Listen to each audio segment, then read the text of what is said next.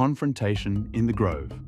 The day of the vote arrived, and emotions ran high. Chijioke and his men were present, their polished demeanor masking their impatience. Mama Ugo pleaded with the villagers to reconsider, her voice breaking as she spoke of the grove's significance. In a moment of desperation, I stood up. "Chijioke," I said, "what exactly are you planning to build here?" He smirked. "A development project, of course. Homes, businesses, infrastructure, progress." "Why here?" I pressed. "Why not the surrounding land?" His mask slipped for a moment, revealing a flicker of annoyance. "This location is ideal." But I could see the truth in his eyes. This was not about development. It was about something deeper, something tied to the Grove's past.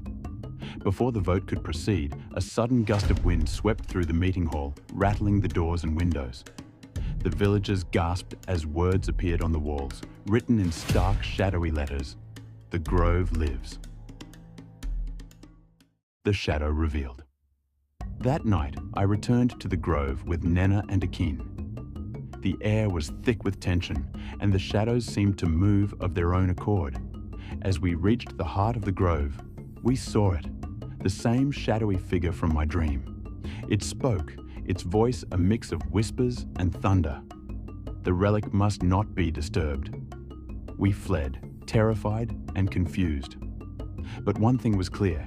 The Grove was not just a patch of land. It was alive, and it was angry. The relic unearthed. The following day, Nena discovered an old map among Mama Ugo's belongings. It showed the Grove's layout, with a marked spot at its center. "This is where we need to go," she said. With Akini's help, we unearthed a stone door buried beneath the Grove.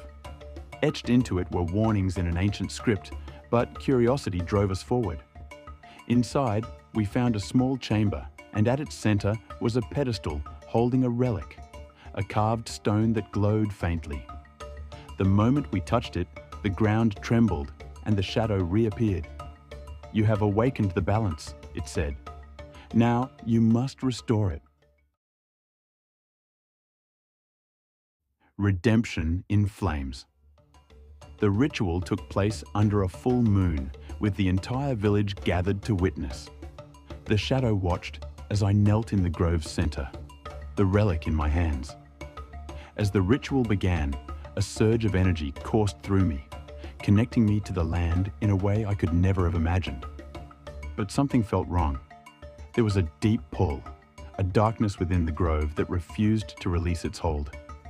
The shadow did not dissipate as expected. Instead, it took form, solid, human, and eerily familiar. It stepped forward, revealing its face. Mine. "You think this is redemption?" It sneered. "You sought to save the Grove, but you are its destroyer. This balance cannot be restored without payment far greater than your sacrifice." A chilling realization hit me.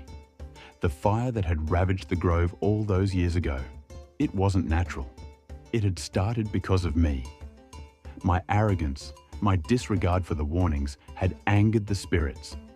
The shadow was not just a guardian, it was the embodiment of my guilt, my mistakes, and my selfishness. The energy coursing through me became overwhelming, threatening to consume me entirely. For a moment, I thought the Grove would destroy me, body and soul. But then, I heard Nena's voice cutting through the chaos. She stood at the edge of the circle, her face pale but determined. "Ndubuisi," she shouted, "you have to let us help." Her words jolted me back to my senses. This was not a journey I could undertake alone. I looked at Nena and Akin, their eyes filled with resolve, and I understood. Redemption was not a solitary act.